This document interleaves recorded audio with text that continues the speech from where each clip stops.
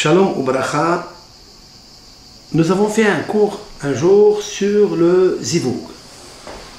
Mais Hachem Isha Leish. L'Éternel, c'est lui qui décide une femme pour un homme.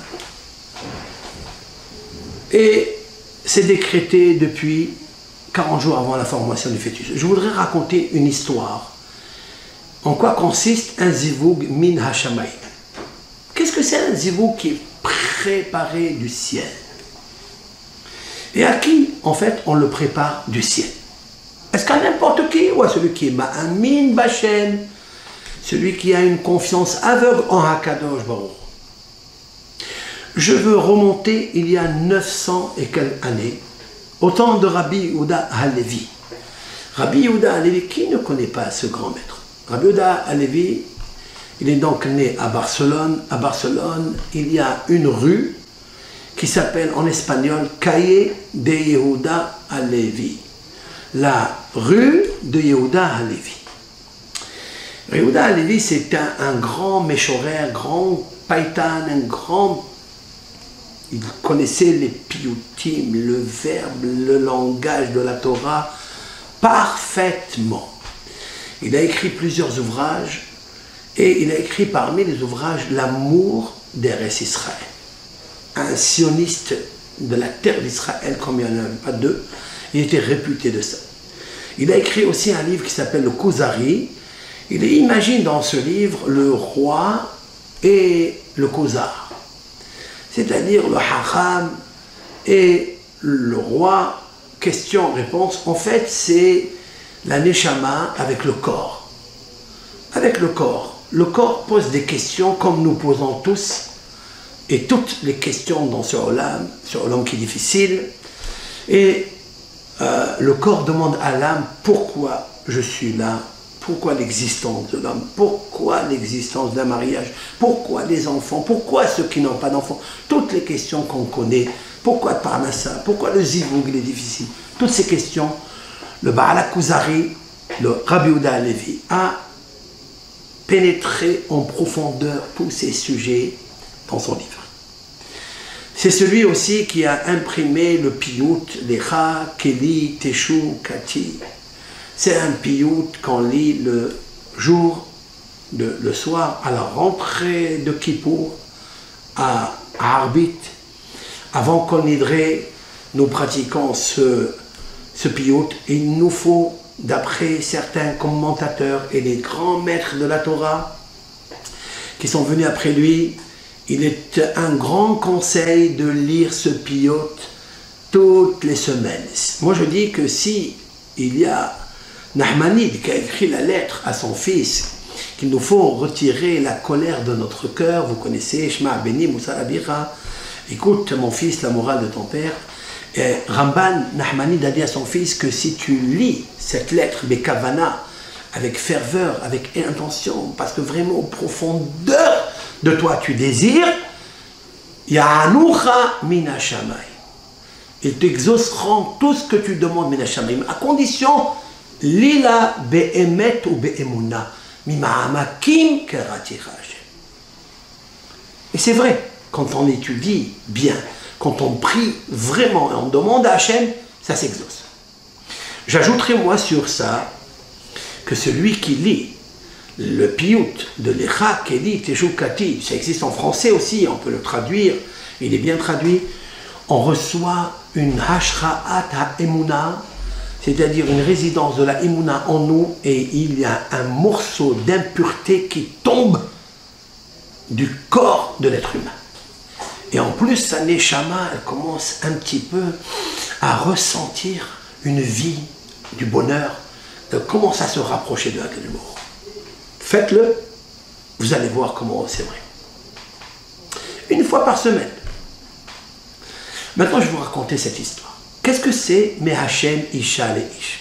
Comment un zivoug min hashamayim il vient et combien il nous faut croire en les paroles de Rabbi Yehuda Halevi. Rabbi Yehuda Halevi avait une fille seulement. Il n'a pas eu de garçon, il n'a pas eu beaucoup d'enfants, il a eu un enfant, une fille. Et il s'est bien occupé, lui et sa femme, de cette fille, bien sûr, dans les possibilités de son temps, parce que c'était un grand Hacham d'Israël qui a écrit des commentaires et qui a étudié tout le Talmud plusieurs fois. Il a commenté certains passages du Talmud, etc.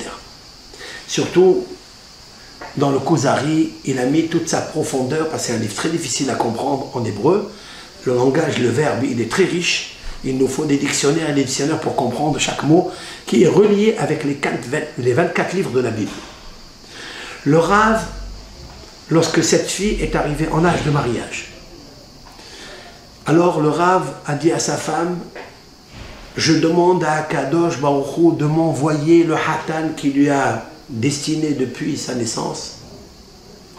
Et je ne veux pas tarder, parce qu'il est marqué dans les Hachamim, dans les paroles des Hachamim, Bitecha bagra shahrer avdecha. J'explique. Si ta fille a grandi et elle est en âge de se marier, libère ton esclave. Ça veut dire que tu vois qu'il n'y a personne qui vient la chercher, elle n'est pas demandée en mariage. Alors qu'est-ce que tu fais? Libère ton esclave. De quoi s'agit-il? Un bel Israël au temps du Beth Amikdash, il pouvait avoir un esclave juif, un esclave non juif.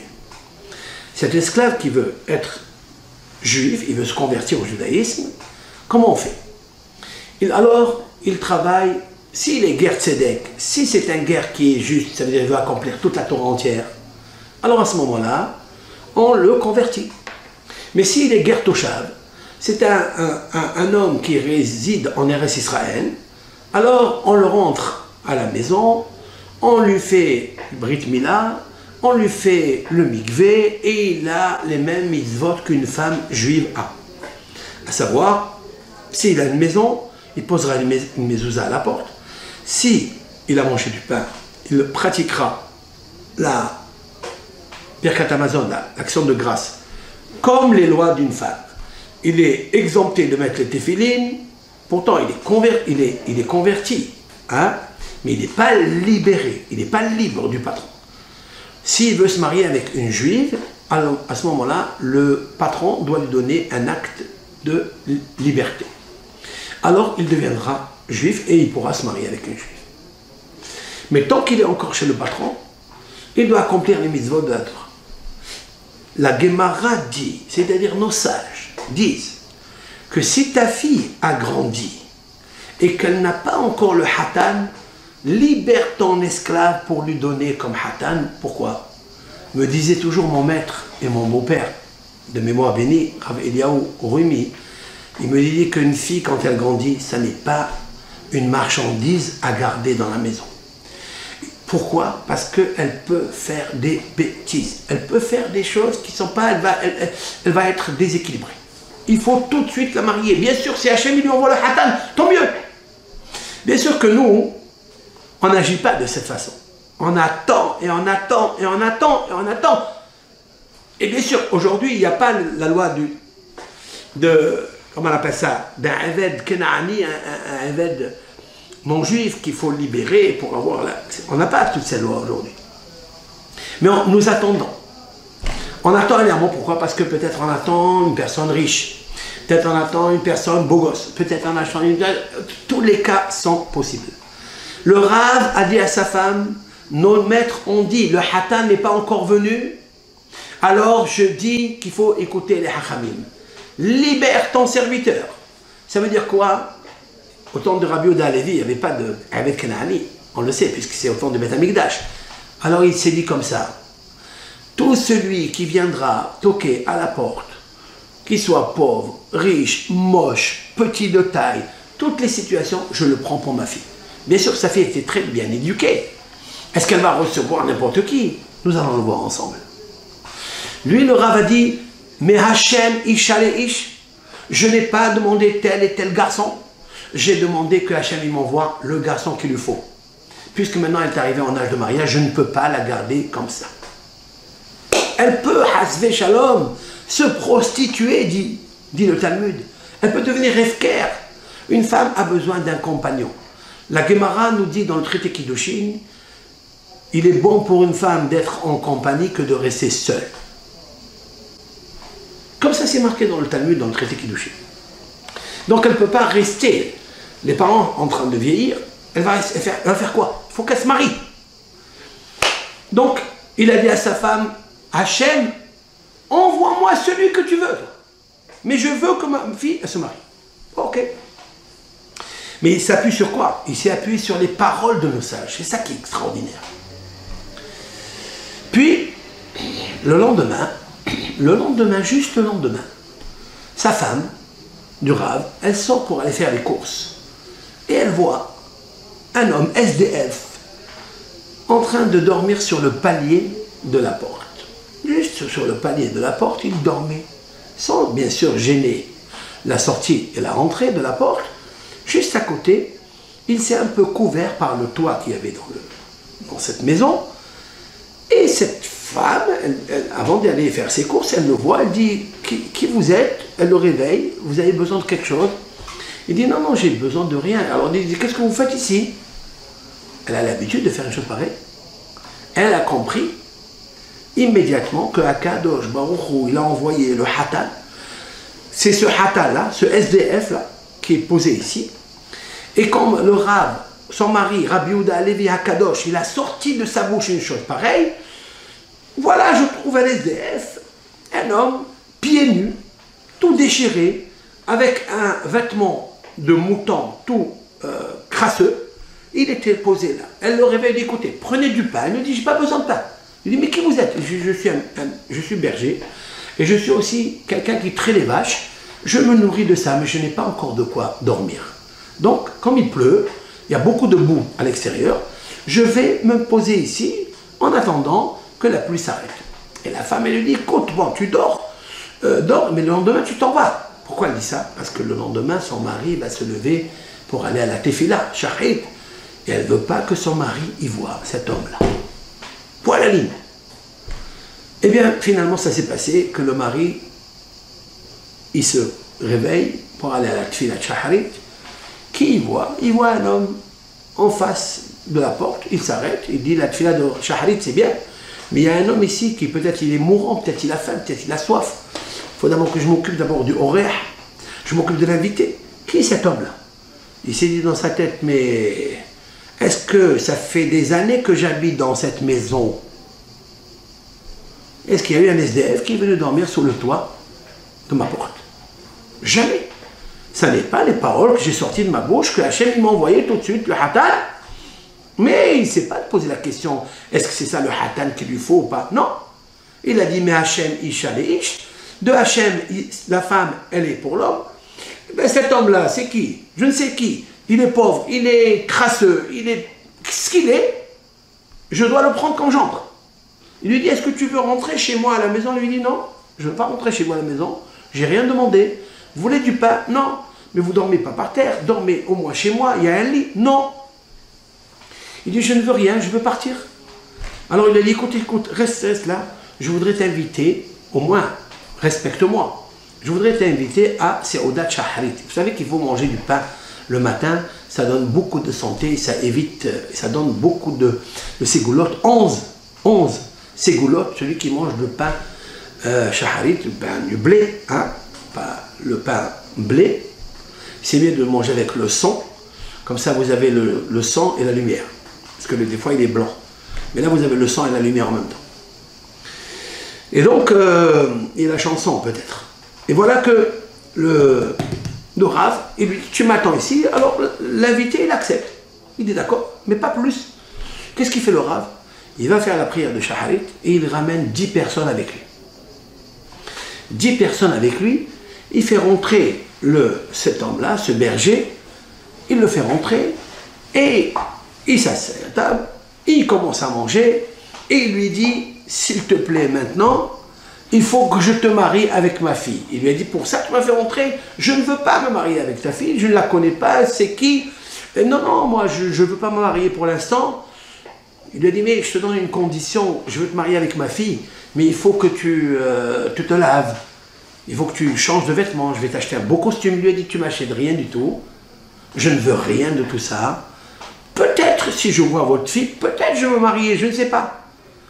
Il est parti demander à la fille, et la fille se met en larmes, elle verse des larmes, elle déverse des torrents de larmes, et elle est gênée, elle est pleurée, elle va dans sa chambre, elle pleure, et elle pleure sur son mazal, combien il est amer ce mazal, mais en même temps, elle a la Emouna, c'est son père, le tzaddik, à qui elle croit, le kadosh, où tous les hachamim de son époque à Barcelone venaient lui demander des questions, des tikkunim, il était mekoubal, il était un grand kabbaliste.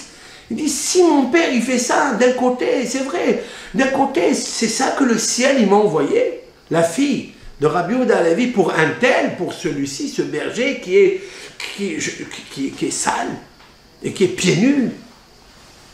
Peut-être il est tipèche, il est cupide, il est imbécile, et sot. Qu'est-ce que je vais faire? Je ne vais pas sauter sur lui. Elle pleure, puis finalement, le berger, ce berger, il lui dit, moi j'ai accepté de me marier avec vous, mais sachez que je suis pauvre, que je ne veux pas que vous me mariez, signez-moi dans un papier que ne me demandez pas des exigences, ni vous, ni votre fille, ni votre dame. Et le Rav, il lui a écrit, devant les 10 personnes qui sont témoins, qu'il lui écrira rien du tout. Alors le Hatan, enfin, le nouveau Hatan, celui qui va devenir Hatan, il lui dit à Rabbi Yehuda Halevi, vous me permettez de rentrer parler avec votre fille? Il lui a dit, oui, bien sûr. Et le Rav, il dit, mais qu'est-ce qu'il va lui parler? De quoi il va parler avec elle? Il rentre. Une demi-heure après, il discute avec elle en aparté. Personne ne sait ce qu'il lui a dit. Et il sort, d'abord lui, il dort par terre. Et elle sort avec des yeux lumineux. Elle voit dans ses yeux la brillance. Et dans la maison, il y a une clarté qui s'est éclatée. Et que tout le monde était content. Alors il a dit, maintenant on fait le shidour, on fait le mariage. Les haïm. Il lui met la bague et il dit, allez, Israël. Et ils se marient ensemble. Première semaine, festivité, la joie, mais lui, toujours avec le costume sale, le mouton, la peau de mouton sur lui, sale. Il a mis à peine des chaussettes avec une petite sandale, pour ne pas apparaître comme un hatsouf, comme un effronté, au moins, devant tout le monde qui reçoit le Rav. Mais les gens sont étonnés de savoir, est-ce qu'Akadosh Baruch Hu, il a envoyé un garçon à la fille du Rav qui est tellement grand, tellement énorme, tellement méritant. Comment Hachem il envoie une chose pareille? Comment? Et pourtant le roi Shlomo a dit, mais Hachem Isha le Ish. C'est vrai, Hachem, moi Shlomo Amelech il l'a dit. Mais c'est vrai, il se dit, c'est vrai, il l'a dit, mais il ne faut pas sauter sur n'importe qui. Ils sont tellement étonnés, mais chez le Rav, il y a une sérénité, il y a une plénitude. J'ai dit que le premier qui viendra, que tu m'enverras, Hachem, je le prendrai pour ma fille, parce que je ne veux pas laisser ma fille abandonnée, dans l'abandon. Je veux qu'elle se marie, pas qu'elle grandisse. Des fois, on grandit, après on se décourage, on voit que le Hatan ne vient pas, et on commence à perdre tous nos moyens, même l'estime de soi. Malheureusement, ça arrive. C'est pas un, deux, c'est la majorité des cas que, malheureusement, c'est comme ça. Ça peut arriver à tout le monde. D'où je sais que ça peut arriver à tout le monde. Et c'est en général, puisque nos sages ont dit, si ta fille a grandi, libère ton serviteur. Point la ligne. Alors, 7 jours sont passés, les fêtes ont commencé à s'approcher, et bien sûr, le Rav et la femme, ils voient que leur fille est très très heureuse. D'un côté, elle est joyeuse, elle sert le Hatan, elle le sert avec amour, avec entière.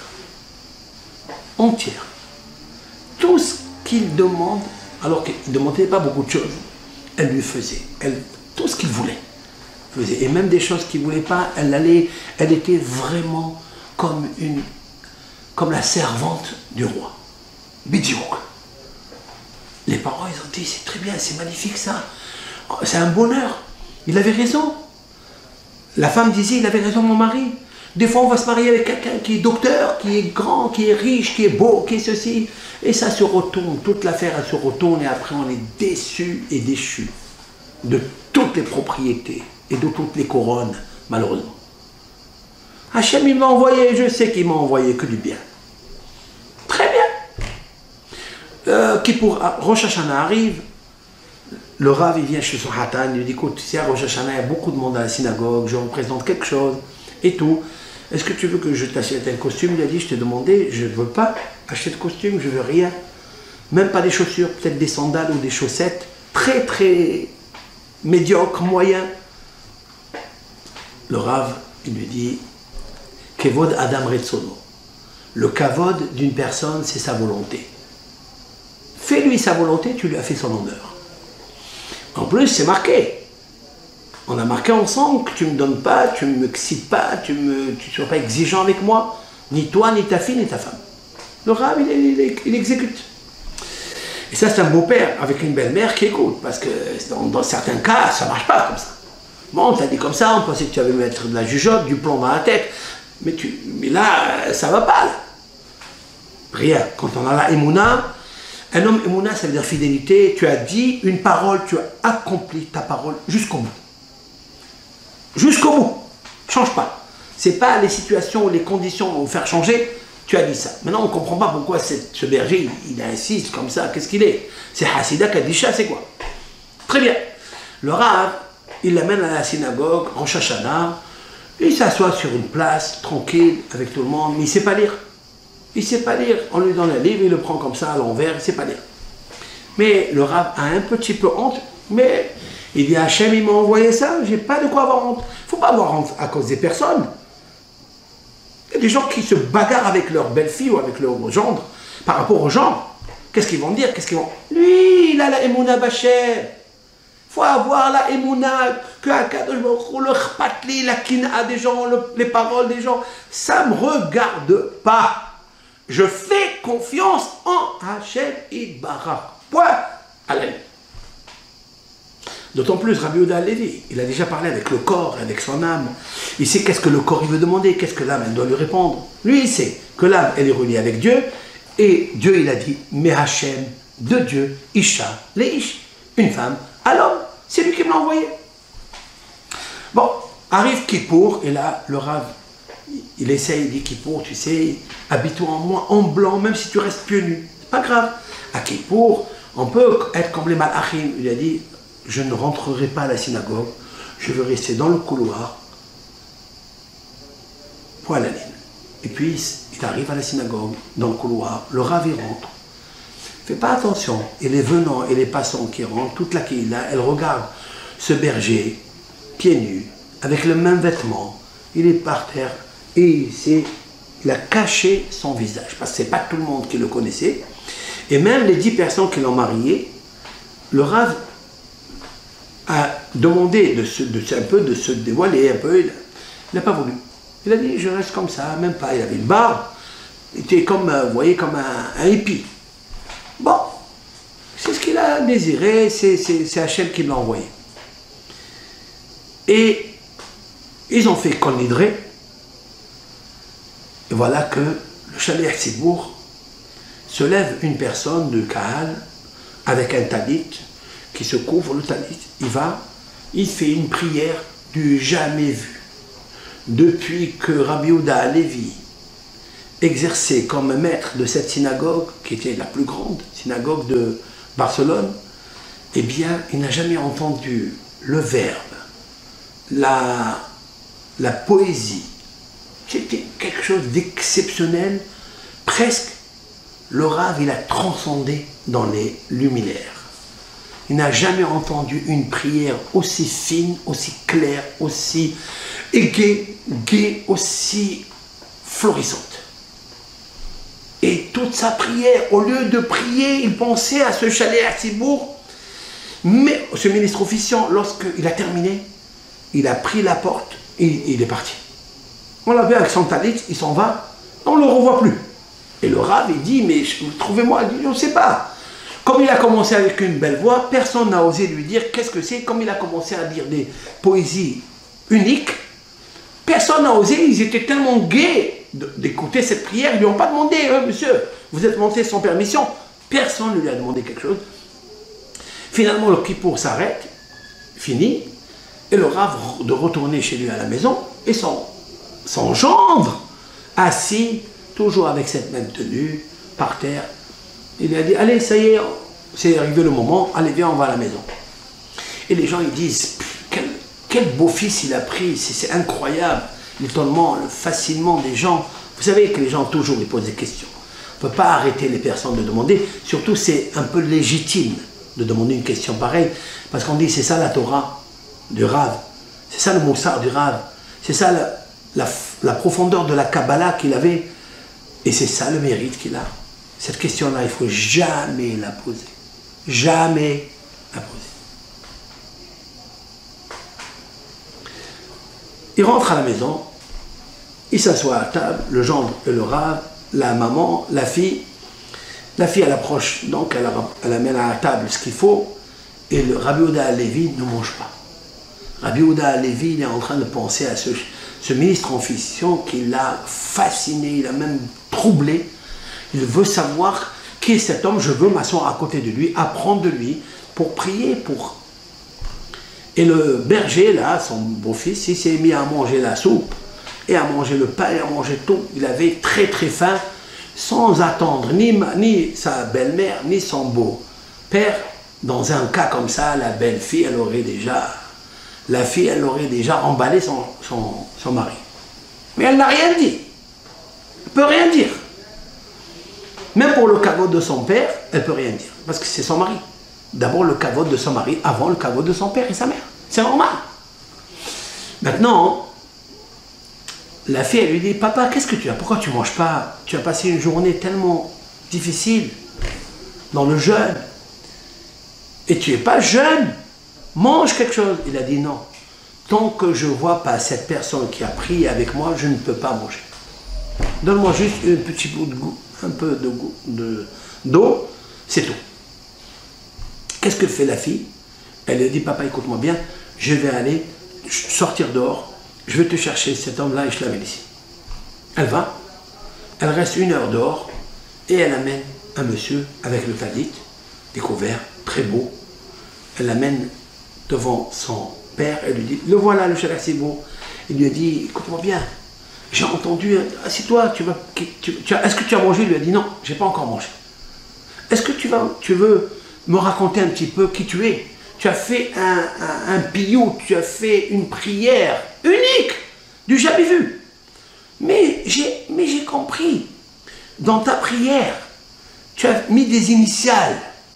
Aleph, Bet, Resh, He, Mem. Tu as posé des initiales dans tes rimes, dans ta poésie. On dirait que tu t'appelles, comment? Il lui a dit devinez. Il dit, je m'appelle Abraham. Et j'ai mis les noms dans la poésie. C'est mon piout à moi, c'est moi qui l'ai inventé, c'est moi qui l'ai écrit. Il a dit, c'est vous qui avez écrit ça, mais vous êtes quelque chose de fantastique, quelque chose de magnifique. Très bien. Est-ce que vous voulez rester avec moi, m'apprendre comment on fait? Il lui a dit non. Ça, je ne pourrais pas, je suis obligé de quitter la ville. Je suis venu juste avec la famille. Il lui a raconté ce qu'il lui a raconté. Et il est ressorti dehors, il est parti. Et là, Rabbi Yehuda Halevi, il est là, peiné. Il a dit, comme quelqu'un, il aime la sagesse. Ce n'est pas la connaissance, c'est l'amour de la sagesse. Quelqu'un qui est Ohev Chokhma, quelqu'un qui aime la sagesse, c'est lui le vrai sage. En quoi consiste le sage? Celui qui aime la sagesse. Il peut l'apprendre de tout le monde. Mais il dit à Kadosh Baruch Hu, Milten, fais en sorte que cet homme-là, je le revois, que j'apprends de lui, etc.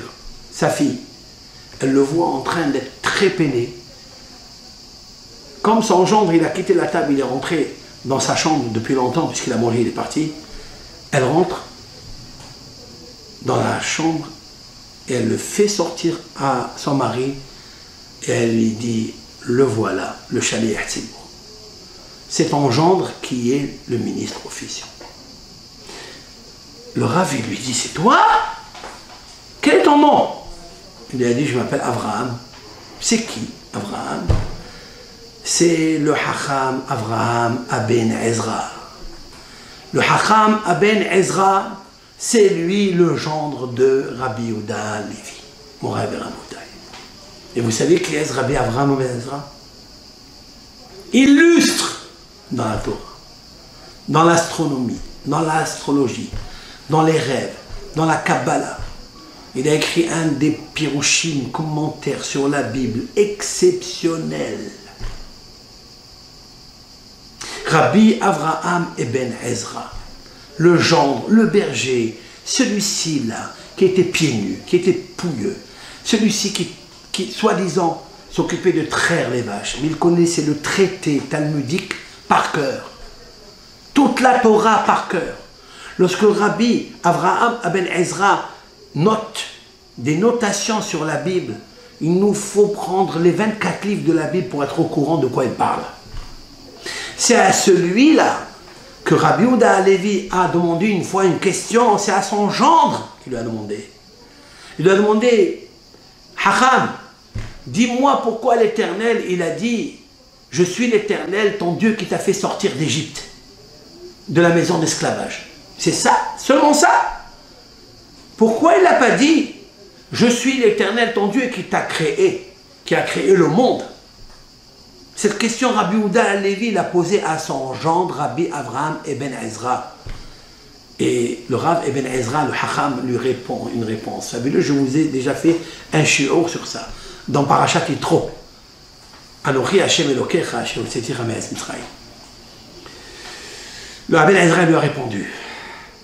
Bon, donc, si on doit titrer ce cours, on doit dire comme ça. Comment Hakadosh Baruch Hu, il a présenté le zivouk de Eben Ezra Mina Shamayim. J'ai commencé à l'envers pour laisser le suspense. Mais c'est en fait ce gendre-là, ce berger-là, ce monsieur pieds nus, ce monsieur pouilleux, ce monsieur qui sentait mauvais. C'est lui, Tzadik. Lorsque le Rav lui dit, pourquoi tu te conduis de cette façon? Pourquoi? Tu peux me répondre? Il lui a dit, parce que la sagesse ne se trouve que dans un ustensile qui est très modeste. Qui est très modeste. Rabotai. La sagesse ne se trouve pas dans des ustensiles très puissants, très beaux, comme de l'or. Nous, on le sait ça. On le sait ça de Rabbi Yoshua ben Hanania. Rabbi Yoshua ben Hanania, qui était le Rav de Rabbi Akiva, un jour, comme il était toujours avec l'empereur romain, le Kissar, lui demandait beaucoup de questions, etc. La fille de, comme le Rav Yoshua ben Hanania, à Kohen, qui était Kohen, il lui répondait toujours à l'empereur toutes les questions que lui il avait, que ses ministres avaient, que les astrologues avaient, que les curés avaient. Et bien lui, il arrivait à leur donner des cures et des cures de sagesse. Un jour, la fille de l'empereur romain, elle se permet de lui demander au Rav, qui était très familier avec eux, elle lui dit, comment est-ce possible, cette sagesse aussi magnifique que vous possédez, dans un ustensile aussi laid que vous êtes? Ça veut dire qu'il n'était pas beau. Le Rav n'était pas très beau. Il était moche. Il pouvait être moche, mais il était comme Moshe Rabbeinu dans la sagesse. Alors il lui a dit, je vais te dire quelque chose. Ton père, quand il met le vin, où il le pose? Où il met le vin pour qu'il puisse résister et garder son parfum, garder ses levures, comme on dit, les levures de vin, etc., pour qu'il reste toujours fort et bon et parfumé. Elle lui dit, ben, dans les ustensiles en argile. Elle lui a dit, mais c'est pas là-bas qu'il fallait mettre. Le vin, c'est pas dans l'argile. Il faut mettre le vin dans le vase en or. Elle a dit, ah bon? Elle a dit, oui. Elle va. Qu'est-ce qu'elle fait? Elle va, elle prend le vin, le tonneau de vin qui datait depuis 60 ans, et elle le met dans un tonneau, dans un vase d'or, en or. Lorsque son père il a reçu beaucoup de personnes quelques semaines après.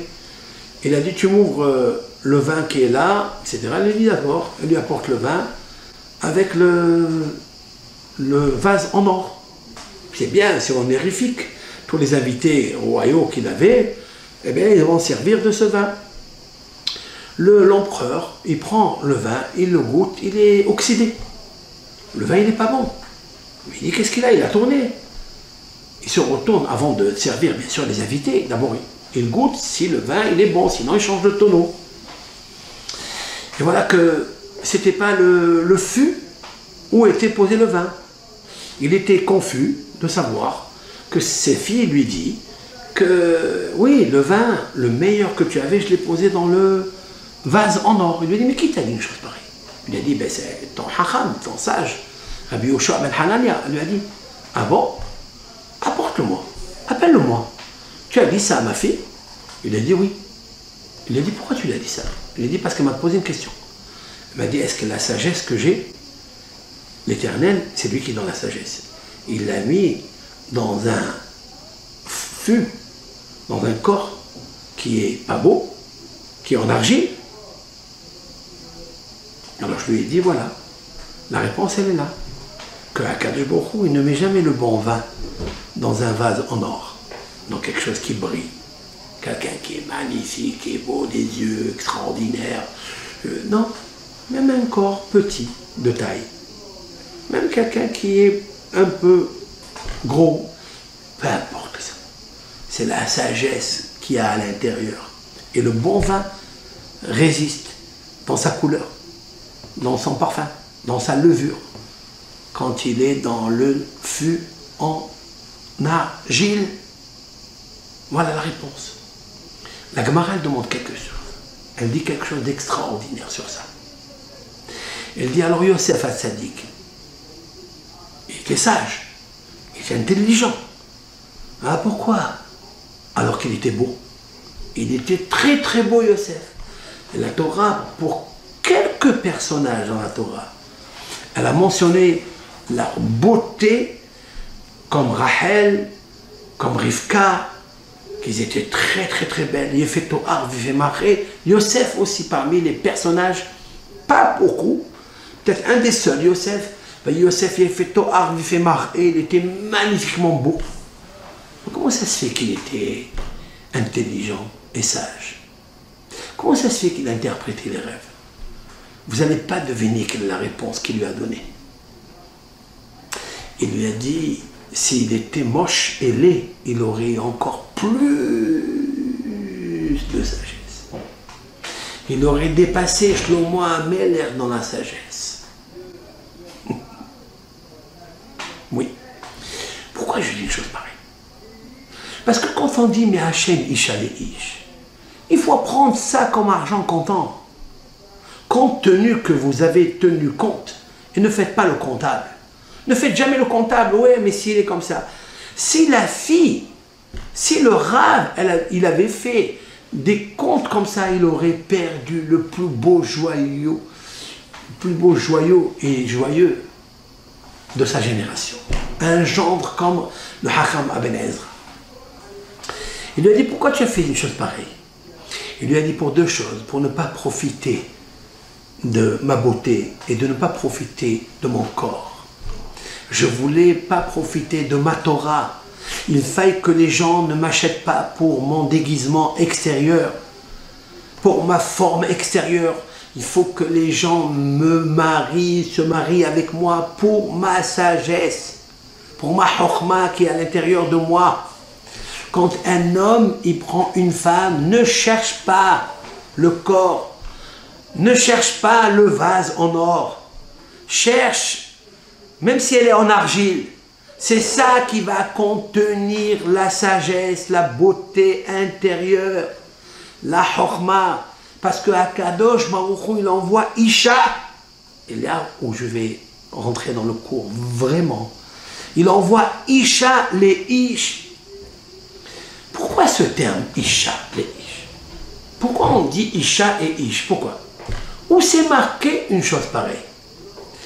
Bien, vous savez très bien que dans la Bible, pour la première fois dans l'histoire du couple, lorsque Akadosh Baruch Hu, il a présenté Hava à Adam Arishon, il l'a orné de 24 ornements. Hein? C'est pas les ornements en or. D'accord? C'est pas en diamant ou en... C'est pas ça. Adam Arishon, il n'avait que faire de tout cela. Il l'a orné des 24 livres de la Bible, c'est-à-dire la sagesse de la Torah. Elle était lumineuse. Il était lumineux. C'est l'œuvre directe de Hachem, il n'est pas sorti d'une matrice. À Adam Arishon, on ne peut pas lui dire qui est ton père, qui est ta mère, maternelle, paternelle, qui, physique. Il n'y a pas. C'est Hachem Yitbarach, il a créé Adam Arishon, Chochma Gedola. Il était Hacham, très sage. Et Akadosh Baruch Hu, il a fait passer des malachim devant lui. Il leur a dit, qu'est-ce que vous pensez de cet homme? Ils ont dit, cet homme, mais c'est Kadosh, Kadosh, Kadosh, Kadosh.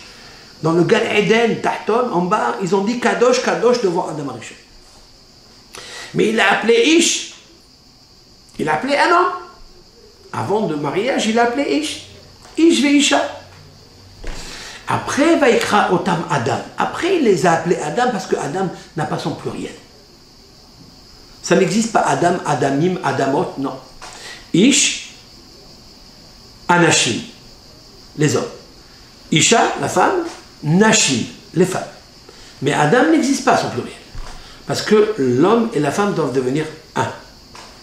Pour devenir un, il faut qu'elle sorte de lui. Isha, il faut qu'elle sorte de Ish.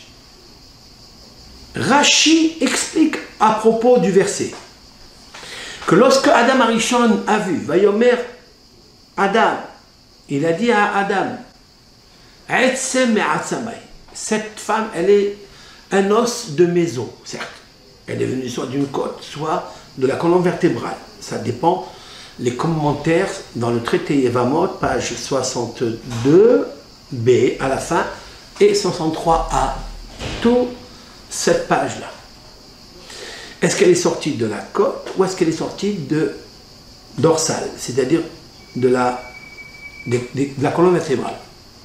Elle était siamois. Vous savez que Dieu, il n'aime pas ça. Il n'aime pas les tourneaux d'eau et siamois. Il lui a dit si, à, moi, en 3 mots. Il lui a mis comme ça, il la regarde, il dit, ah, c'est toi qui es sorti de là. Maintenant que tu es sorti de là, je vais m'investir pour te ramener à moi. Ça veut dire que si tu crois en moi, je crée en moi. Si tu crois en moi. Mais moi, je crois en toi. Je crois que Hachem Yitbarach, quand il a extrait la femme de l'homme, il a dit, Marichon, c'est un os de mes os, ou Bassar mi Bessari, et une chair de ma chair. L'azote, écoutez bien, l'azote à celle-ci, Ikaré Isha, on appellera Isha, pour la première fois, Isha, la femme, qui, parce que Meish de l'homme, Lukoha Zot, car de l'homme elle a été extraite. Car Meish, autrement dit que le mot Isha en hébreu, il est extrait du terme Ish. Mais Hachem, Isha le Ish. La femme Isha, elle sort de Ish. Waouh! Quelle différence qu'il y a entre Isha qui sort de Ish ou bien Isha qui ne sort pas de Ish? Autrement dit, c'est un cours la suite, je ne sais pas quel numéro des vidéos, je vous fais après, je vous dirai, c'est en fait, mais Hachem, Isha le Ish, comment on va le savoir? Si cette femme-là, elle sent qu'elle est sortie de cet homme-là. Alors, c'est un os de mes os et une chair de ma chair. Et comme l'homme, Adam Karov Etzel Atzmo, comme un homme, il est proche de lui, il est proche de ses os, il est os, il est pas os, hein? Il est proche de sa chair. Alors, mais Hachem, Isha le Ish, Hachem Itbarach, il envoie une femme, Isha le Ish, parce que de Ish, elle a été extraite. C'est ce qu'il a dit. Et alors, on sait que c'est son mazal. J'avais dit sur ce passouk-là, très jeune d'ailleurs, avec l'aide de Hachem, il y a quelqu'un qui m'a demandé une question, et cette question, elle est posée toujours sur mes commentaires, et je vous remercie d'ailleurs, sur tous les commentaires et sur les lives, que vous êtes là en train de regarder un shiur pendant des heures. Des fois, je suis trop long. Hein? Mais je ne fais pas le cours que pour vous. Je fais le cours à mes élèves qui profitent et c'est comme ça depuis des années. Donc, je ne peux pas couper le courant au milieu. C'est vrai que c'est des cours très courts. On peut gagner le concours. Mais je ne cherche pas à gagner le concours. Je vous dis honnêtement. Je cherche à ce que ne pas les gens crient au secours. C'est tout. Et dans les vidéos, il y a des... Be'ezat Hachem, avec l'aide de Hachem. C'est Akadosh Baruch Hu qui donne, de toute façon, qui nous sommes. Rien du tout. C'est Hachem qui donne tous les conseils. Il y a beaucoup de conseils dedans. Et les gens, ils peuvent attraper à un certain moment ce qui leur convient.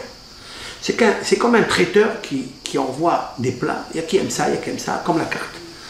Il y a qui n'aime pas certaines paroles, il y a qui aime pas, il y a qui aime d'autres, il y a qui, des fois, moi, j'ai pensé que ça ne va pas faire tellement bouger, réveiller la personne qui écoute, l'auditeur ou l'auditrice. Mais Dafka, c'est seulement ça qui marche. Pour te dire, c'est pas toi qui décide. C'est Akadosh Baruch Hu. Et des fois, c'est extraordinaire. Je prépare un shiur et c'est pas le cours que je fais. Ça m'est arrivé, ça fait des années à la radio. Ça fait presque 30 ans que je fais un cours le vendredi. Et je prépare un shiur et en fait, c'est pas lui que je dis. Pourquoi? Parce que Akadosh Baruch Hu, il t'a dit, écoute, il y a mes enfants qui écoutent là. Je ne veux pas que tu passes ce que toi tu as préparé. Parce que ce que tu as préparé, c'est pour toi que tu l'as préparé. Moi, je vais te dire, qu'est-ce que tu vas dire? Et c'est pour ça, le cours, il sort et les gens, ils appellent, ils disent, ouais, merci beaucoup. On dirait que vous me connaissez, on dirait... Ça arrive avec tout le monde, hein, avec tous les rabbanim, avec tous les auditeurs, même avec les médecins. Quand un médecin il fait une conférence, un colloque, eh bien c'est toujours un patient qui vient dire que vous avez parlé de moi, vous me connaissez, c'est comme ça. Et tout ça, c'est Akadosh Baruch Hu qui le fait sortir de l'émetteur pour qu'il puisse régler un problème avec une personne, etc. etc. Eh bien, il y a très très longtemps, j'ai dit sur ce passouk-là, Adam il dit, il l'appelle Isha, c'est Adam qui dit, elle s'appelle Isha. La zot carré Isha, je l'appelle femme. Pourquoi? Qui met Ish lo koha zot, car de la femme, elle est prise. Si vous regardez les initiales, elle m'a demandé, comment savoir si c'est mon mazal? D'où je sais que si c'est mon mazal? C'est vrai, c'est une très grosse question. La réponse, elle est là. Est-ce que c'est une Isha qui sent qu'elle t'appartient? À 100%. C'est l'os de tes os. C'est la chair de ta chair. Alors sache que c'est en mazal. D'où je le sais? Parce que l'homme, il va dire qui met Ish le kohad. Cette femme-là, c'est sûr qu'elle a été extraite de moi. Et si elle a été extraite de moi, c'est qu'en fait, 40 jours avant la formation du fœtus, elle a été extraite de moi. Et elle va se marier avec moi. D'où on sait que la Shana Kodesh, il est vrai. D'où on sait que la langue hébraïque de la Bible, elle est vraie. D'où on le sait. Rashi, sur ce verset, il nous le dit. Comment? Qui met Ish le koha zot. D'où on a extrait le mot Isha de Ish. Voilà la Shana Kodesh. La Shon nofel al la Shon. C'est un langage, un verbe qui tombe sur un lachon. C'est incroyable. La femme qui s'appelle Isha est sortie de Ish. Donc la Shana Kodesh, il est vrai. Maintenant, regardez les initiales. Qui met Ish lu koha zol. Car de l'homme, elle a été extraite. Quand tu sais qu'elle est extraite de toi, sache que c'est ton mazal. Regardez les initiales. Le code caché dans ces 4 mots. C'est de toi qu'elle a été prise. Qui? Les initiales. Chaf, kaf. Meish, même. Lukoha, lamed. Zot, celle-ci. Zari, Je répète. Khaf, Mem, Lamed, Zaïn. Qu'est-ce que j'obtiens avec ces 4 lettres? Mem, Zaïn, Lamed, Khaf. Mazal, Kha. Ton Mazal. Je ne veux pas aller plus loin. Cherche pas à comprendre. Je suis Ma'amin Be'emuna Shlema. Mais Isha, les Ish, Hakadosh Baruch Hu. Il a pris le mot Isha, il a extrait de toi. Maintenant, je vais vous poser une question. Mais toutes les femmes s'appellent Isha. Et j'ai fait un cours, le cours là, récent. Est-ce qu'un homme, il peut dire, cette fille me plaît? Voilà le thème, si je me rappelle. Cette fille me plaît, Hachem décide qu'elle soit ma femme. Est-ce que je dois le faire ou je dois avoir confiance que Hachem, il me l'envoie? Et quand il me l'envoie, fais attention, ne regarde pas si elle est riche, si elle est pauvre, si elle est ronde, si elle est grande, si elle te dépasse d'une tête. Si tu sens qu'elle est Isha, elle est sortie de toi, mais Ish, le Kohazo, tu sens, j'ai dit tu sens qu'il y a quelque chose de très fort. Ne regarde pas les vêtements, ne regarde pas la forme, ni l'un ni l'autre. Tu dois rentrer en Mazalcha, en ton Mazal. Ne cherche pas à comprendre. Mais Hachem, il y a un Mazal qui s'appelle Mehachem. Celui-ci s'appelle Mehachem. C'est la valeur numérique 66. La valeur numérique 66, c'est Mehachem. Même 40. Il reste Yud Ke Vav Ke 26. Yud Ke Vav Ke 26, c'est 40, c'est 66. Il y a un sod dans le chiffre 66. C'est ton Mazal. Pourquoi? Parce que la Shekhina, écoutez bien, elle a plusieurs synonymes. La Shekhina, c'est la lettre Aleph, Dalet, Nun, Yud. C'est ça la Shekhina. Ado, Nun, Yud. C'est ça la Shekhina. C'est l'ADN. L'ADN de toutes les âmes, c'est la Shekhina. Et elle s'appelle Aleph, Dalet, Nun, Yud. C'est, si l'on peut dire ainsi, la féminité de Akadosh Baruch, de Yud Ke Vav Ke. Puisque Yud Ke Vav Ke, comment on le lit? Ado, Naï. On le lit, mais il ne s'écrit pas comme ça. Pourquoi on le lit comme ça? Parce que la quintessence de ça, c'est la Shekhina. Tu ne peux pas t'approcher de Akadosh Baruch Hu si tu n'es pas un bon voisin à la Kedusha. Si tu n'es pas un bon voisin à ta femme. Si elle n'est pas une bonne voisine à toi. Et qu'est-ce que ça veut dire un voisin? Celui qui nous sépare de 2 maisons, ou de pâté de maison, ou d'une chambre, ou d'une quoi? Non! C'est celui qui était voisin le plus proche de toi, ici, à côté, là, dans ta côte, celui qui était à côté, à ta côte. Et toujours côté, avec l'aide de Hachem. Même si vous n'allez pas en Côte d'Azur, c'est pas grave, c'est d'être toujours à côté. Parce qu'elle était à côté de toi. Mais Isha, mais Hachem, Isha, elle était là. Elle est sortie de toi. Qui met Ish le Kohazor dans les initiales Mazalcha. Ton Mazal. Maintenant, la question est de savoir. Et si je me pose la question, peut-être c'est pas elle.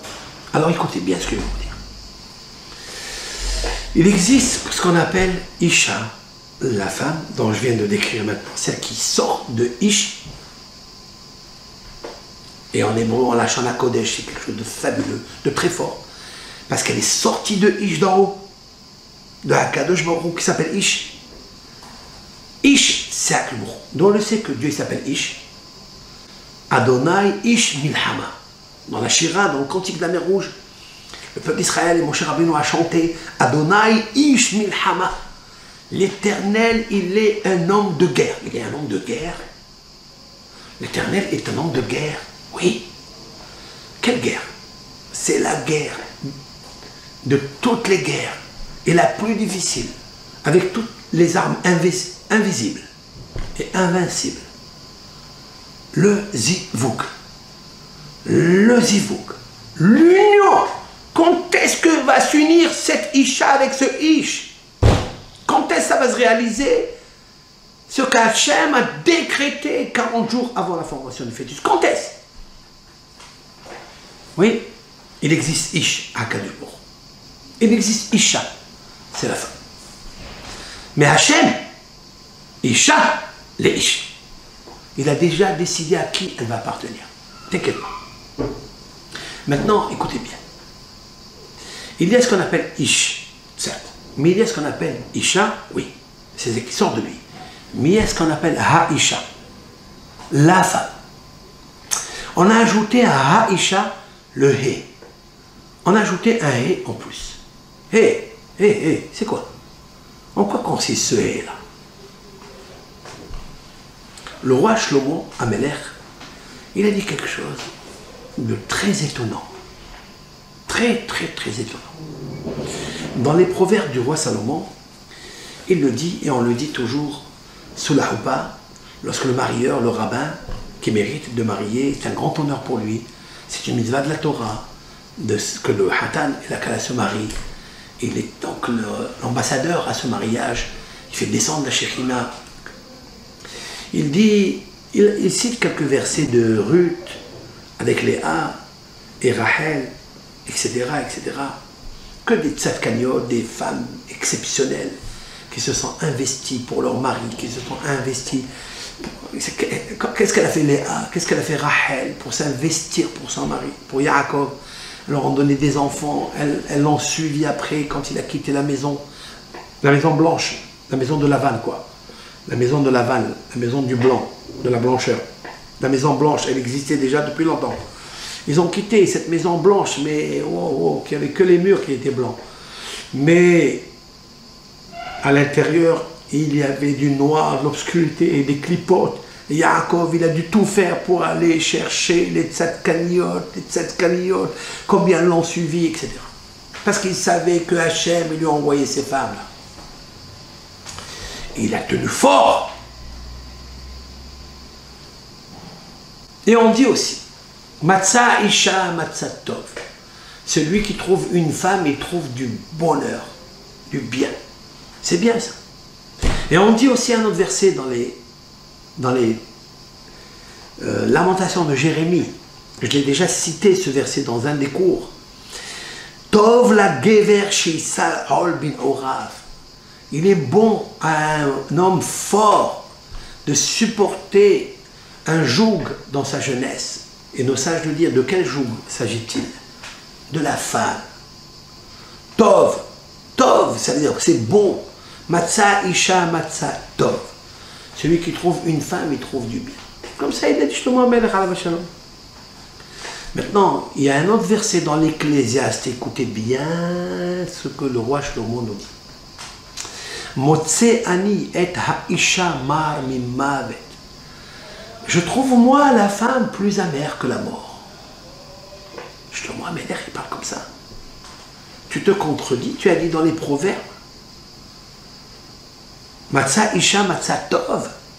Il trouve une femme, il a trouvé du bonheur.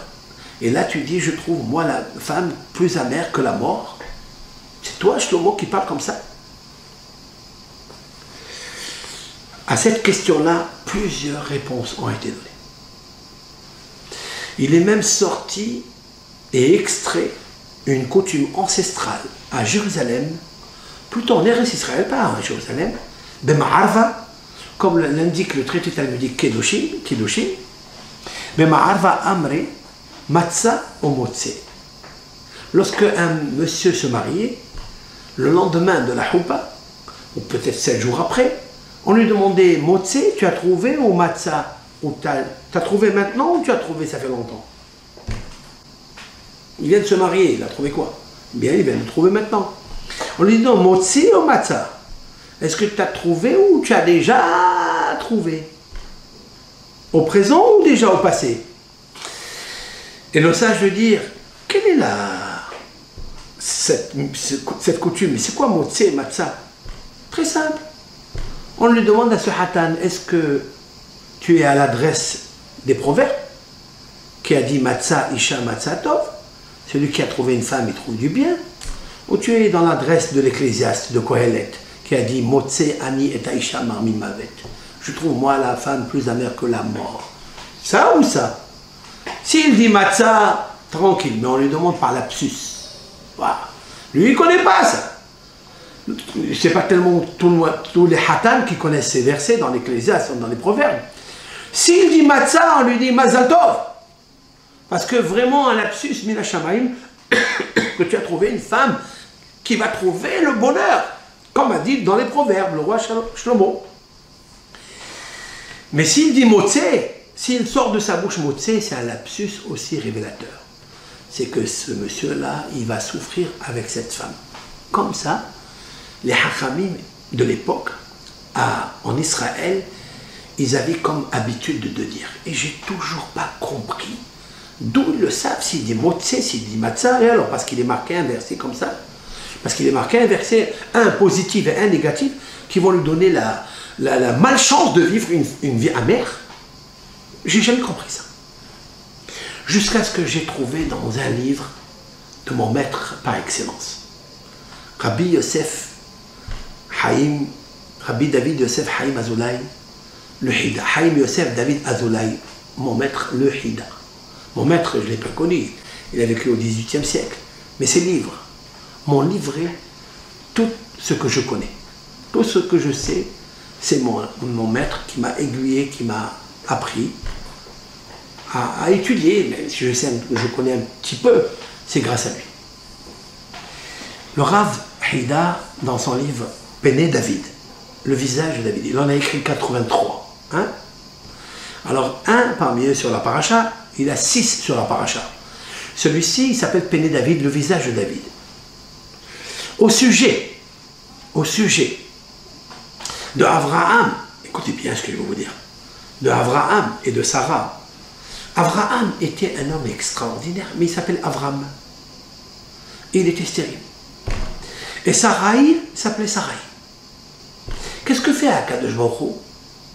Il dit, elle ne pourra pas avoir d'enfant si elle s'appelle Sarai. Ça veut dire quoi? Akadosh Baruch Hu, il dit à Abraham, il dit, écoute, ta femme, Sarai, ne l'appelle plus Sarai. Je veux que tu lui changes le Yud. La lettre Yud. Qu'est-ce que ça veut dire? La lettre Yud, c'est quelque chose qui est fermé. C'est une lettre qui est complètement fermée. C'est une forme qui n'a pas de forme. Il dit le Yud, c'est la matrice de Sarah. Elle n'a même pas le placenta. Sarah, Akara, elle a Valad. Sarah est stérile, elle n'a pas Valad. Elle n'a pas d'enfant. Bien sûr, c'est un pléonasme. Pire que ça. C'est une contradiction. La Torah nous dit Sarah, hein, Akara, tous on sait ce que c'est Akara, ça veut dire stérile. Elle a Valad, elle n'a pas d'enfant. Elle n'a pas d'enfant, mais bien sûr qu'elle n'a pas d'enfant si elle est stérile. Nos sages, elle n'a pas le placenta où grandit le bébé, le Valad. Même ça, elle n'a pas. Et d'où on le sait qu'elle n'a pas. Personne ne pourrait le savoir. Il n'y a que Dieu qui connaît les matrices, le scanner, de tous les scanners. Et il lui dit, parce que Sarai, elle s'appelle Sarai, c'est le Yud. Et le Yud est très fermé. Ça veut dire que ici dans la matrice, tout est bloqué, tout est serré, tout est sans forme. Comment on va donner la formation du fœtus? Impossible. Il dit, tu sais ce que tu fais? Allez, je vais le changer son nom, je prends le Yud, et je vais le diviser en deux, d'après certains, c'est pas tout le monde qui dit ça, hein? Il a pris le He, il a nommé Sarah, donc il a ouvert. Le He est une lettre qui a une forme. Le He est la forme de ce monde. Vous savez que nos sages, dans le traité Menachot, page 28b, nous disent que le monde, ce monde-ci, est créé par la lettre He. Vous avez un toit, vous avez un mur et vous avez une ouverture ici. Ça c'est l'est, l'ouest, le sud et le nord est ouvert. Il n'a pas de porte. Tous les vents violents viennent du nord. Pour ça qu'on dit il ne faut pas perdre le nord. Parce que si vous perdez de vue, il y a un mistral qui peut arriver, il peut tout saccager. Ne perds pas le nord. Il n'a pas de porte, il n'a pas de barrière, il n'a pas de forteresse. Nos sages ont dit, pas nos sages, je ne sais quel prophète, mais je pense que c'est Ésaïe qui a dit Mitsafon tipatahara, du nord commencera le malheur. Il y a sur ça à boire et à manger. Toutes les guerres vont commencer de là-bas, du nord. Bon, il n'y a pas de porte. C'est-à-dire que tout le monde est effronté, tout le monde brise et fait des brèches. Parce qu'il n'y a pas de porte, tout le monde peut rentrer et sortir comme il veut. Sans laisser aller. Hakadosh Baruch Hu, il a créé dans la femme la lettre He, c'est-à-dire Sarah, parce que la lettre confère la fécondité. Et la lettre He qui reste, le 5 qui reste, il a donné à Avram, il a introduit dans sa matrice, je m'explique, Avram, Av, Ram, un père, O. Très bien, qu'est-ce que c'est un père O? Un père O, ça veut dire que c'était un homme, un grand philosophe. C'est un père que son seul repère, c'est l'Éternel. Vous savez pourquoi, d'où je le sais qu'il était son seul repère? Il n'a jamais manqué de respect à Sarah. Dieu préserve. Combien d'années de stérilité elle avait, Sarah? Énormément d'années. Elle en avait 75 années de stérilité, puisqu'il a marié à 15 ans d'après le Midrash. Il a vécu 75 ans avec elle en couple et stérilité. Et jamais lui a manqué de respect en aucune fois. Pourquoi? Mais Hachem, Isha le Ish. Parce que c'est Hachem qui m'a donné cette femme. Si cette femme, elle est stérile, elle est sortie de moi. Si elle est sortie de moi, va te plaindre sur toi. Plains-toi sur qui tu veux. Parce que mes Ish ou Kohazot, parce que cette femme, elle est prise de lui, elle est extraite de Ish. Si elle est extraite de Ish, tu ne te plains pas. Tu n'as pas le droit de te plaindre. Et ça dépend, même si elle est à une forme qui ne te plaît pas. Même si elle est, je ne sais quoi. Je veux pas, il y a beaucoup de semble que c'est des défauts. C'est des faux défauts. On ne sait pas ce qui est faux, ce qui est vrai, ce qui est beau, ce qui est laid. Parce que le vrai et le faux, pardon, le vrai et le laid peuvent s'accorder. Mais le beau et le faux peuvent aussi s'accorder.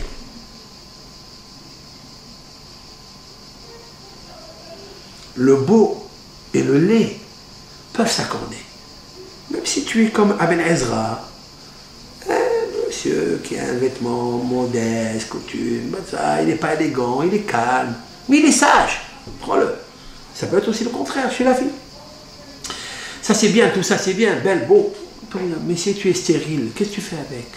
J'ai une mitzvah de la Torah de procréer. Hachem, il-Barak, c'est ça que tu m'as envoyé. 75 ans de stérilité. Et je me tais, je dis rien. Mais attention, continue à prier. Priez à Hakadosh. Abraham a instauré la prière de Shaharit. Abraham a instauré la prière du matin de Shaharit. C'est quoi Shaharit? Shaharit, c'est le renouveau. C'est le matin qui se réveille avec son soleil, avec son bonheur. Abraham, il a attendu 75 ans que son bonheur il se réveille. Parce qu'un jour, il va se réveiller. Il faut prier. Et prier, prier, prier. Prier comme la valeur numérique Tzedaka. Tzedaka 265 prières. Et reste avec la même prière. Ne change pas. Mais prie à qui tu pries. Tzedaka. Crie à Hachem. La prière, c'est un cri. Il faut pousser son cri, mima'amakim, des profondeurs. De là où tu es, de ta détresse, prie. Mais prie 265 fois. J'ai une vidéo que je n'ai pas encore diffusée, bientôt, Be'ezat Hashem, sur le couple d'ailleurs, comment une kala ou un hatan doit prier 265 fois. Abraham a prié, Abraham, Shaharit, tous les matins. Il a pris Shaharit. Pourquoi ça s'appelle Shaharit? Parce que Shaharit, ça vient du mot Shahor. Shahor, ça vient du mot noir. Même quand tu es dans la noirceur, tu es dans l'obscurité, tu dois continuer à prier. Parce que le jour, il est toujours dans l'obscurité. Toujours le jour, il est dans l'obscurité. Ne trouve pas le jour à part et l'obscurité à part. Non. L'obscurité, c'est à l'intérieur. Le vrai cadeau qui t'attend, c'est la lumière qui est à l'intérieur de l'obscurité. Sache-le ça. Mais il faille que tu pries jusqu'à que tu éclates la vérité et la lumière et tu casses le bunker de l'obscurité qui est dedans. Les gens ne prient pas, ne savent pas prier.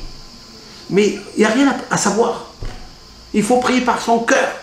Il faut prier parce que tu as besoin, bon sang. Parce que c'est vital pour toi. Si c'est vital, montre-le. Montre-le. Si la vie, c'est vital, c'est indispensable, alors montre-le. Ce que tu as besoin, montre. Hachem.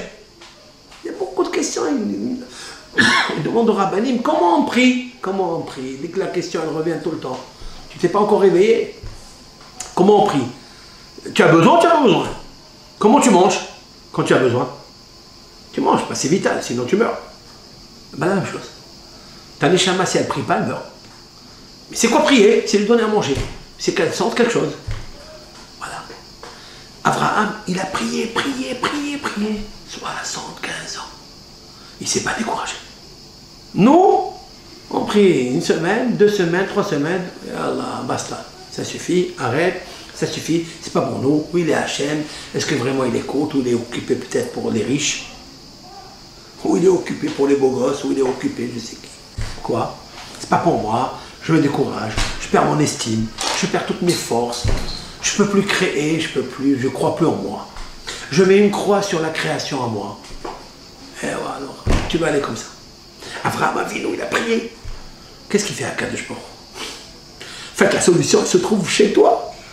Chez ta femme, dans ton mazal, mazalcha, ta délivrance à Abraham, elle se trouve dans mazalcha, dans ton Sarah, dans Isha les Ish, puisque on tient compte que, et on a la émouna, que Sarah, elle est sortie de la côte de Abraham, donc, elle est Isha, Isha les Ish, mais Hachem, Isha les Ish, si mais Hachem, Isha les Ish, donc dans cette Isha, il y a la solution, bon sang, oui, dans son prénom. Sarai, Sarai, le Yud, il est fermé, trop fermé. Et Abraham, il prie jusqu'à ce qu'il reçoit la prophétie. Et Akadosh Baruch Hu lui a dit, Abraham, t'inquiète pas. Voilà, écoute-moi bien. Ne t'appelle plus Abraham. Point à la ligne. Parce que toi, tu es Abraham, tu es très haut, c'est vrai. Mais il faut introduire entre le Resh et le Mem de Abraham la lettre He. Celle que je vais prendre, la lettre 5. La lettre He, féconde. Celle que je vais prendre de la lettre Yud, parce que je vais lui briser le mazal de stérilité du placenta. Je vais le couper en deux dans sa numérique intérieure, dans sa lumière intérieure. Certes que le Yud de sa raille, il est stérile, il est fermé. Mais il faut que tu saches, cher ami, que là où c'est fermé, c'est là-bas où il y a la lumière. Ne cherche pas la lumière ailleurs. Hakadosh Baruch Hu t'a envoyé l'écran. Des fois, il n'est pas beau. Il est laid, il est pouilleux. Il n'a pas le plaisir. On n'a pas envie de le regarder. Mais là-bas, là-bas, là-bas, il y a ta lumière. Comment? Le Yud. Tu coupes en deux le Yud. Il a coupé le Yud. Il a divisé en deux parce qu'elle est numérique, parce qu'elle est nucléaire, ce Yud. Le Yud, c'est Yud. Yud. Yud, Vav, Dalet. Yud, c'est 10 et Vav, Dalet qui est à l'intérieur. C'est encore un 10. Dalet, c'est 4. Et Vav, c'est 6. Ça fait 20. Ça fait 20. Oh, dans le Yud, il y a beaucoup. Sauf que Abraham, avant de connaître la prophétie par le divin, qu'il lui dise prends le Yud et coupe-le en deux, parce que le Yud en phonétique c'est 20, il n'a jamais deviné à ça. Parce qu'il n'a jamais voulu deviner. Parce qu'il s'est dit une seule chose, pas de calcul. Celui qui fait des calculs, il recule. Il pense qu'il est Hercule, mais il recule. Ça c'est comme l'histoire d'un homme à Bnebra qui a gagné au loto. Il a mis des numéros, 5, 6, 7. Il lui a dit, qu'est-ce que tu as mis? Il a dit 5, 6, 7. Et alors, 5, 6, 7. 5, ça fait combien? Ça fait 5. Et 6, ça fait 11. Et 7, 11. Et 7, ça fait 18. Voilà. Moi, quand on m'a demandé cette carte, j'ai dit, donnez-moi ce numéro. J'ai lu ça. J'ai 5, 6, 7. Allez, ça fait 19. Donnez-moi le chiffre 19. Et j'ai réussi. Alors les gens lui disent, vous avez gagné au loto. Il dit, oui, j'ai gagné au loto. J'ai mis le 19. J'ai mis 5, 6, 7, c'est 19. J'ai dit, donnez-moi le 19. Alors ils lui ont dit, mais c'est pas 19. 5 et 6, ça fait 11. Et 7, ça fait 18. Il a dit, ah, merci le bon Dieu que je ne sais pas compter. Merci Hachem que je ne sais pas compter. Hachem, il ne veut pas que tu saches compter. Fais-lui confiance. C'est tout. Tu peux gagner au loto d'un zivoug extraordinaire.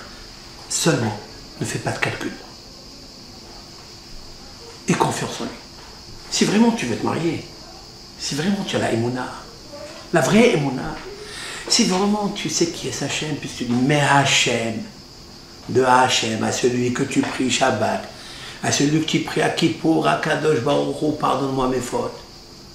C'est le même Hachem à ce qui tu pries, parce que garder ses fautes, c'est la mort. C'est vital d'enlever ses fautes quand même. Faire tes chouvas, c'est vital. Sinon, tu ne peux pas vivre, tu n'as pas le bonheur en toi.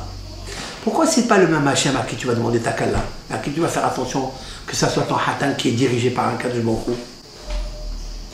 Fais confiance.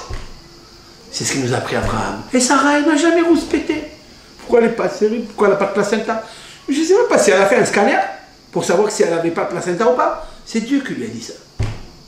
Et Abraham, il le savait qu'elle n'avait pas de placenta. Alors comment une femme qui est stérile, qui n'a pas en plus le placenta, d'où il va sortir ce placenta? D'où?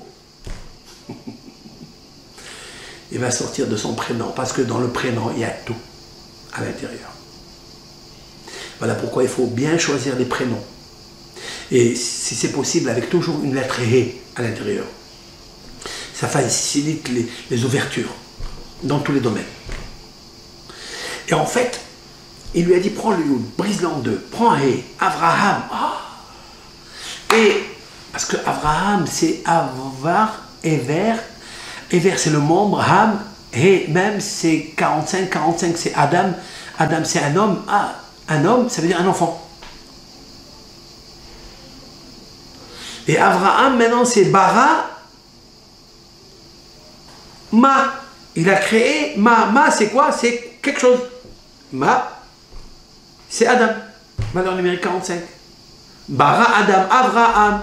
Waouh! Il dit à Sarah, qu'est-ce que je fais? Tu prends le He, tu lui mets Sarah. Il lui dit comme ça. Avraham. Loïka Shimcha Avraham. N'appelle plus ton prénom Avraham. Qui im Avraham. Seulement Avraham. Mais Sarai. Et Sarai, l'otikale Shema Sarai. Ne l'appelle plus Sarai.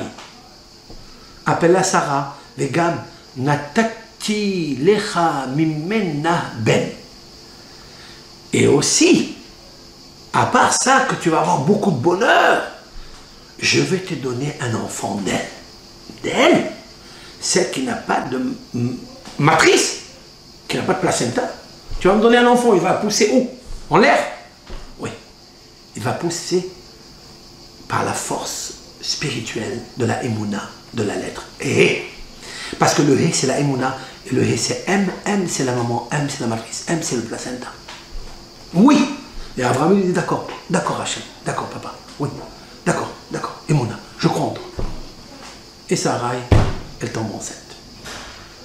Yitzhak, l'obscurité, Yud, fermé, pas de placenta, stérilité, un enfant qui sort de la Emouna.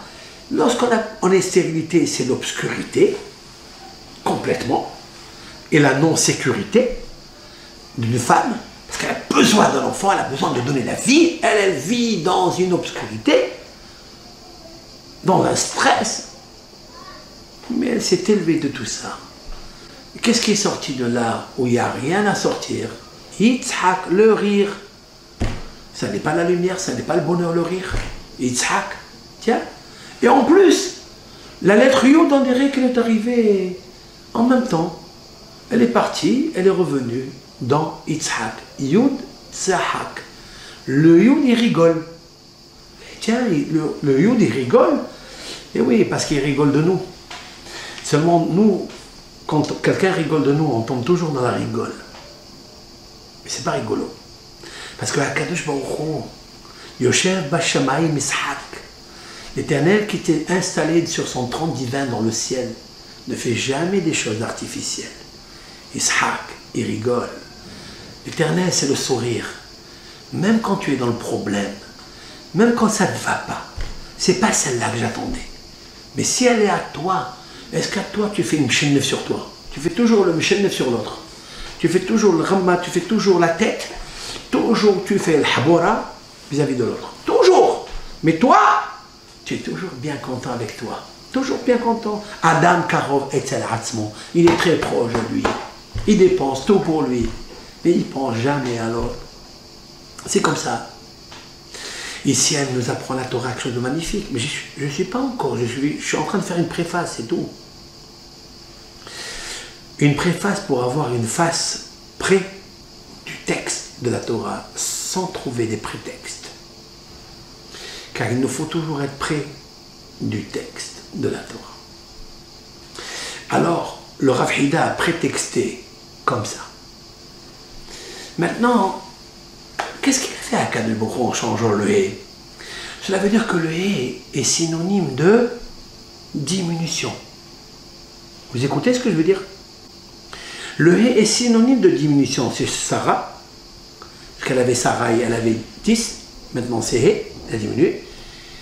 Et Avraham, il l'a fait monter un petit peu. Le hé, ça peut être synonyme de diminution, de restriction, d'humilité, hein? Ou il peut être sujet à conférer l'augmentation des pouvoirs. Chez Abraham, il fallait lui monter le pouvoir, et chez Sarah, il fallait lui descendre les pouvoirs. Comme ça. Maintenant, vous comprenez tout ce que je veux dire. Si je prends Ish, et je prends Isha, et je dis de Hachem, Isha, une femme, elle sort. Ça veut dire qui est le pouvoir? C'est Ish. Pourquoi c'est le pouvoir? Ben parce que Ish, c'est la valeur numérique, dit le Rav Hida, 311. Je traduis.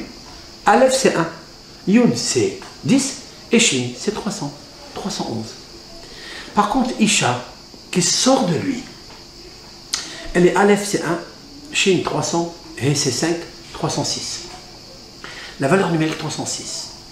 306, c'est ça. Et 311, c'est ça. Entre l'un et l'autre, il y a 5 d'augmentation, 5 de protocole, 5 de kavod, 5 de pouvoir, 5 de maître de la maison.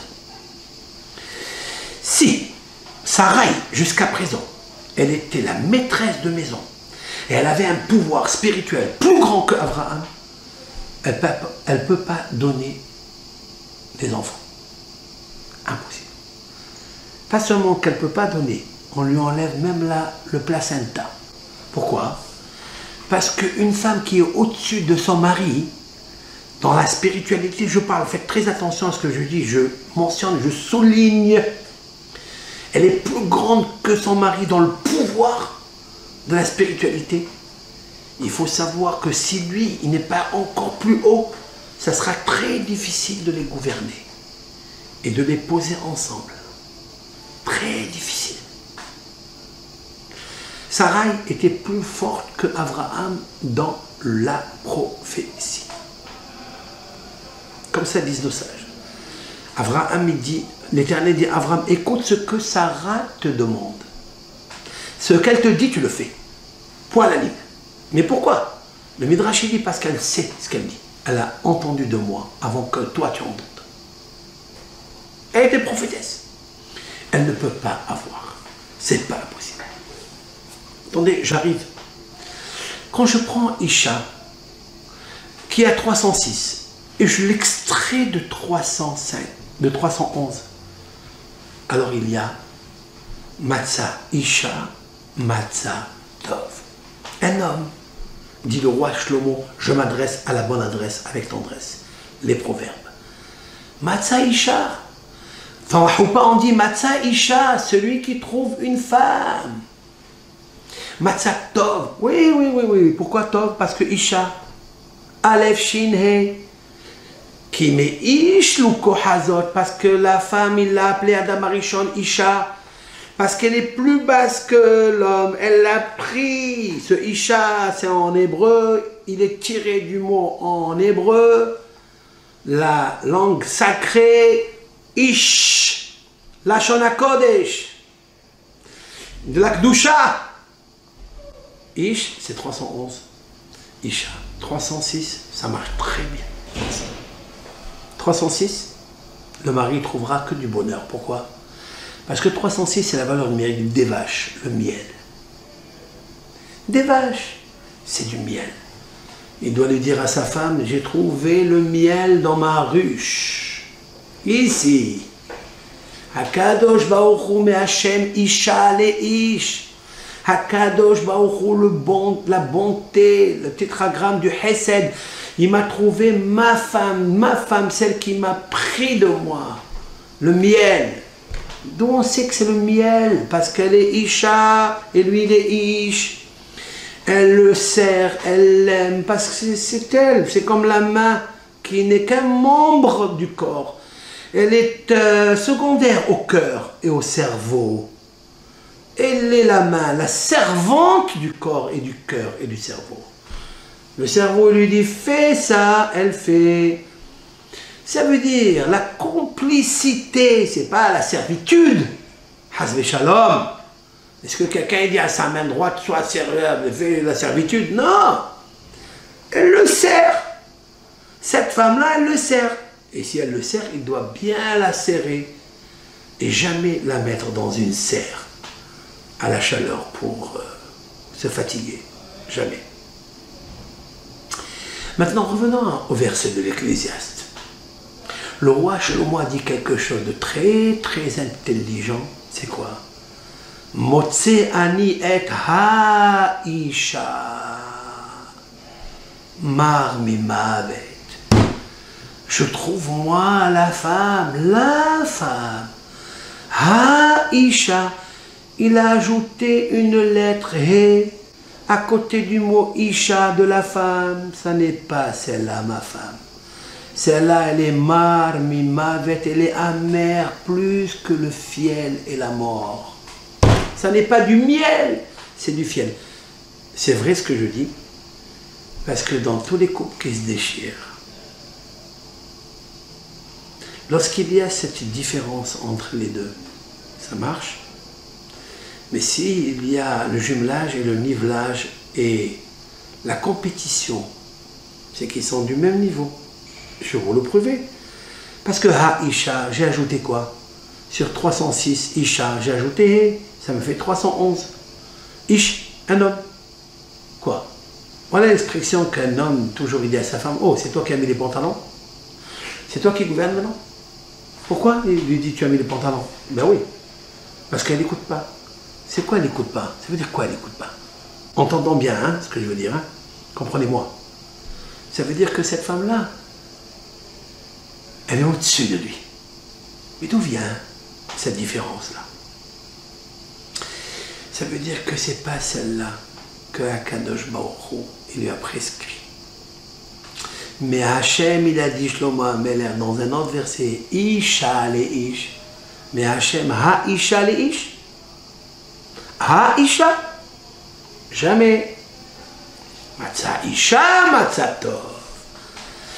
Alors qu'est-ce que doit faire un hatan et qu'est-ce que doit faire une kala pour trouver la isha et pas trouver ha-isha? C'est ça qu'il a fait à Kadosh Baruch Hu, Abraham, quand il a continué à prier, à Hachem. Et c'est le cours, c'est la suite du cours. Alzot itpallel kol hasid elecha le'et metzo. Sur celle-ci, il priera un hassid, un pieux à Hachem au moment où il va trouver la kala, que c'est là qu'il trouvera, c'est la kala qui s'appelle Isha. Donc je sais, parce que dans le verset que je vous ai cité tout à l'heure, bien sûr, il faut avoir un peu de gymnastique d'esprit, mais c'est pas grave. Réécoutez, je vais très doucement, parce que c'est marqué la zot ikare Isha. Adam Arishon, il dit, merci Hachem que tu m'as donné cette femme qui est sortie de moi. c'est un os de mes os, et les chairs de ma chair. C'est celle-ci, la Zot, Ikare Isha, elle s'appelle femme. Al Zot itpalel kol hasid elecha le'et metzo. Sur celle-là, sur Isha, il doit prier, un homme. Un homme, il doit prier qu'elle vienne lui combler la partie qui lui manque.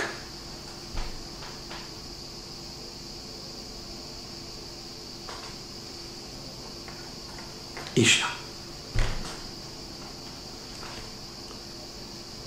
Mais s'il a Isha, c'est la fille qu'un jour il a dit, ah je la veux.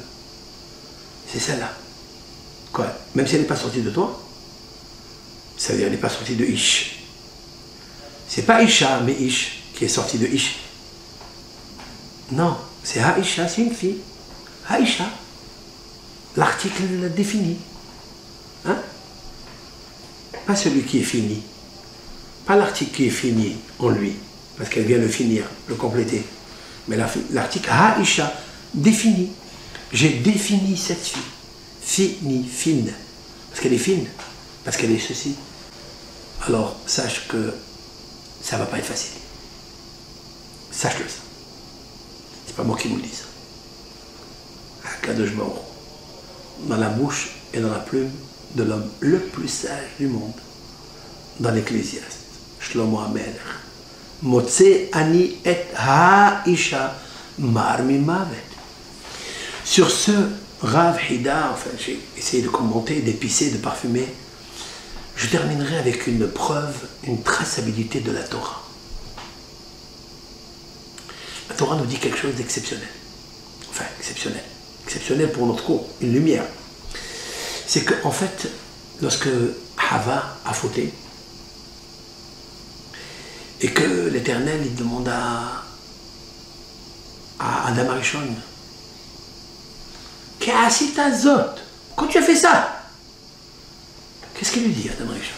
Akadosh Baruch Hu. Ha'isha asher natatali hi natna li va'ochal. C'est la femme que tu m'as donnée, c'est celle qui m'a donné à manger et j'ai mangé. Il y a beaucoup à parler de ça. Mais qu'est-ce qu'il dit? Isha.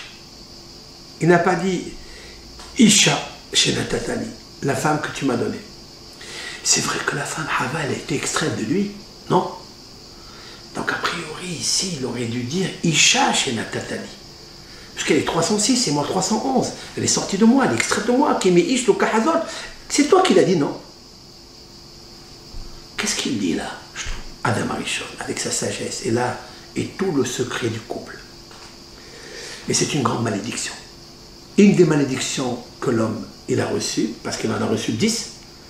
Une, c'est ce que je vais vous dire maintenant. Je vais appuyer sur je vais vous exciter un petit peu, pour vous réveiller. Ha'isha Ashenatata. Ça veut dire quoi? Ça veut dire, c'est pas ma femme, celle-là. C'est pas celle-là que tu m'as donnée à Kelbourg. Celle-là, elle est partie dialoguer sans ma permission avec le serpent. Elle n'était pas tsnora, elle n'était pas pudique. C'est pas celle-là, Hachem, c'est pas possible. Moi, j'étais kadosh, j'étais saint, j'étais pur, j'étais pieux, hassid. Tu m'as donné une femme, j'étais merveilleux, je l'ai appelée Isha parce qu'elle est extraite de moi. Et maintenant, je trouve une autre. Mais d'où vient cette autre-là? D'où vient plus en elle? Elle est devenue comme moi, quoi. Haïcha. Haïcha, ça veut dire, moi je suis Ish 311, et elle aussi. Haïcha 311.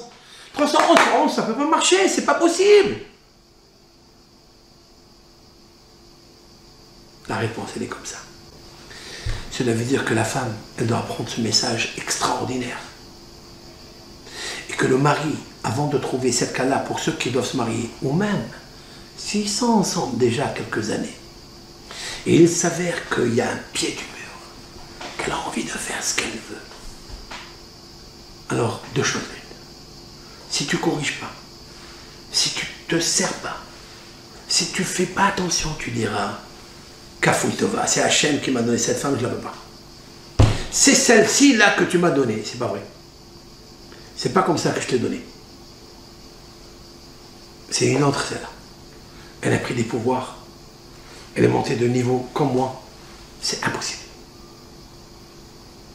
Impossible. Parce que là, il s'est ajouté une lettre He, c'est la fécondité dans le pouvoir. Et c'est pas bon. Il faut qu'une femme, comme dit Maïmonide, il faut qu'elle voie son mari comme un roi. Alors, il la verrait comme une reine. Mais d'abord, elle, Maïmonide a dit, c'est pas moi, hein. Maïmonide a dit,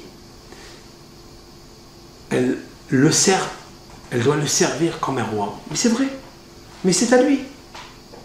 Elle est venue de lui. Donc elle doit le servir comme un roi. Quelle chance un homme aura quand il a une femme. Une femme vertueuse, c'est qui? C'est la couronne de son mari. Elle dit, écoute mon mari, je veux être ta couronne. Pas le contraire, on dit, elle c'est ma couronne. Oui, ça il doit le dire lui aussi. Mais je vous ferai juste un cours derrière celui-ci pour expliquer qu'est-ce que ça veut dire la couronne de la femme. Qu'est-ce qu'un homme doit faire pour que sa femme soit sa couronne? Et qu'est-ce que fait une femme pour qu'elle doit être une couronne à son mari? Et pourquoi il faut qu'elle soit une couronne du tout? Pourquoi? Et Ratson, que nous aide à comprendre ces messages très importants dans la vie, de se modifier par le moussard, par la crainte de Dieu, de réparer s'il y a des réparations à faire. Et Akadosh Baruch Hu nous aide à construire et à créer ensemble. Mais il faut croire ensemble à la Emouna. Comme a dit le Talmud de Jérusalem, un homme sans femme, il ne vaut rien. Il ne vaut rien, il n'est rien. Et un couple sort la Emouna, la vraie Emouna Hachem. Alors c'est un couple. Qu'est-ce que ça veut dire un couple? Pas une compétition.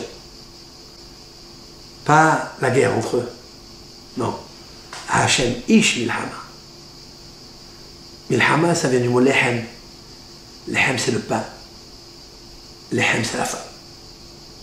Cette femme, elle doit venir de ish milhama, de ish, de 311. Et pas la femme de 311. Mais Hachem, je termine avec ce verset beau. Mais Hachem, Isha, les Ish. De Hachem, Isha, 306. Valeur numérique, miel, les Ish. Le miel, même si elle est à l'intérieur de la ruche, et la ruche, elle n'est pas bien formée, elle n'est pas agréable à voir, c'est là où se conserve le miel. Comme le vin se conserve dans l'argile, pas dans l'or. Il ne faut pas se fier aux apparences. Comme dit le dicton, jamais aux apparences. Les apparences, une fois c'est bien, une fois c'est pas bien. Une fois tu es critiqué, une fois tu n'es pas critiqué. Regarde la sagesse, l'éloge de ta femme, l'éloge de ton mari. Et bien, Azat Hashem, tu construiras avec l'aide de Hakadosh Baruch Hu, Kol Touv. On lève les yeux à Hachem, que pour tous les Bnei Israël de notre génération s'accomplisse le verset magnifique, Matzah Isha, Matzah Tov, celui que trouve une femme, 306, miel, Matzah Tov, il trouvera du bien, comme dit le verset, Me Adonai Isha Leish. De Hachem, il lui trouve la femme, 306, à l'homme. Mais Adat Hachem il barach. Et pas Motse Ani et Ha Isha Ma Mimavet. Pas la femme, article défini. Non.